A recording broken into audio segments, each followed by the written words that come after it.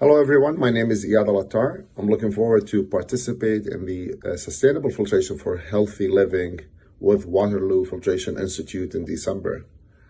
In the aftermath of COVID-19, we all learned our lesson in terms of how to protect our respiratory system, our equipment, and therefore our built environment.